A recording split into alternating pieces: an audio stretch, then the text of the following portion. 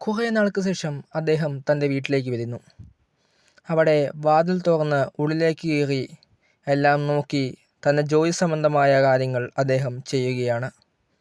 കുറേ നേരം പണിയെടുത്ത് മടുത്തു അയാൾ കയറിക്കിടന്ന് ഒന്ന് ഉറങ്ങാം എന്ന് വിചാരിക്കുന്നു.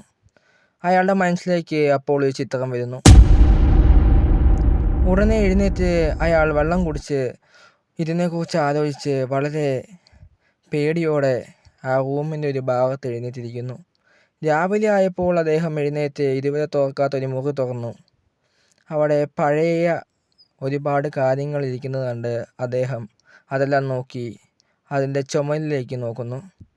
ഒരുപാട് ചിത്രങ്ങൾ ഇരിക്കുമ്പോൾ അതിലൊരു ചിത്രം അദ്ദേഹത്തെ വേറൊരു ലോകത്തിലേക്ക് കൂട്ടിക്കൊണ്ടുപോകുന്നു. അത് കണ്ട് അദ്ദേഹം വളരെയധികം ഭയപ്പെടുകയും അതിനെക്കുറിച്ച് ഒരുപാട് ആലോചിക്കുകയും ചെയ്ത് പേടിയോടെ ഇരിക്കുന്നു.